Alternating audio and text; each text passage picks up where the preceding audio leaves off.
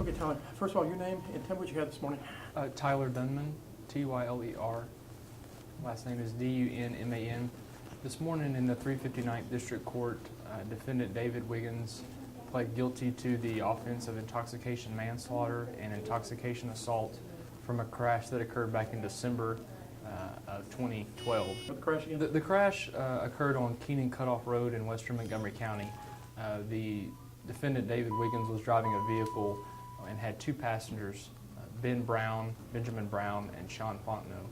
As they headed westbound on Keenan Cutoff Road at a high rate of speed, Wiggins lost control of his vehicle and went off the roadway and struck a telephone pole at a very high rate of speed. Ben Brown, who was the passenger in the vehicle, died upon impact, and Sean Fontenot, the backseat passenger, suffered serious bodily injury. DPS worked the case, did an outstanding job in their investigation, and they discovered that through a blood sample that was given by Wiggins, his blood alcohol content was a .146 while he was driving, and therefore he was charged with intoxication manslaughter for the death of Ben Brown and intoxication assault for the injuries to Sean Fontenot. So what about, tell me a little bit about the sentence and how it's worked out in the sentence. Yeah, the sentence will work with David Wiggins on the intoxication manslaughter going to prison for 3 years. And that includes a deadly weapon finding, which means he will do almost all of the 3-year term. When he gets out of prison on parole, he will start 10 years of probation on the intox assault. And some of the conditions that we added to the intox assault probation include a very intense substance abuse treatment through the DWI court and other programs.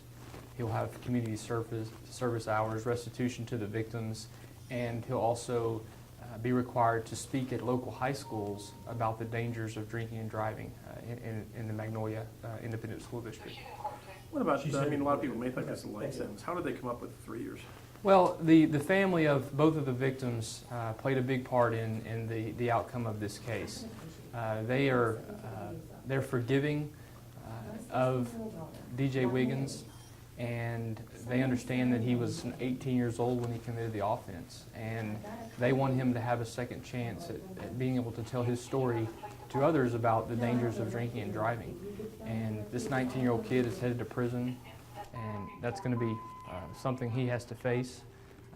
But we believe once he gets out and is able to talk to others about the offense, he hopefully will make a difference in the community. What was the, general feelings this morning in the courtroom? It was very emotional on both sides. David Wiggins and Ben Brown were good friends, and their families have known each other since they've grown up through Magnolia, the school district there. So you can imagine the emotions involved in that. It was very emotional.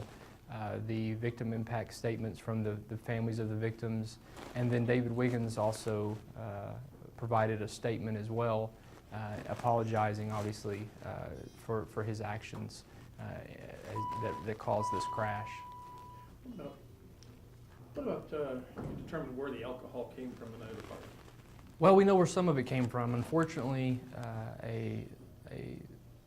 it came from a house party that these kids were at, and they were some of the kids. There were other kids at this party on Keenan Cutoff Road. Actually, a defendant in a pending case right now, Diane Kinsey, was charged with furnishing alcohol at this particular party that they were at. And we do believe that defendant Wiggins did drink alcohol at this party prior to leaving.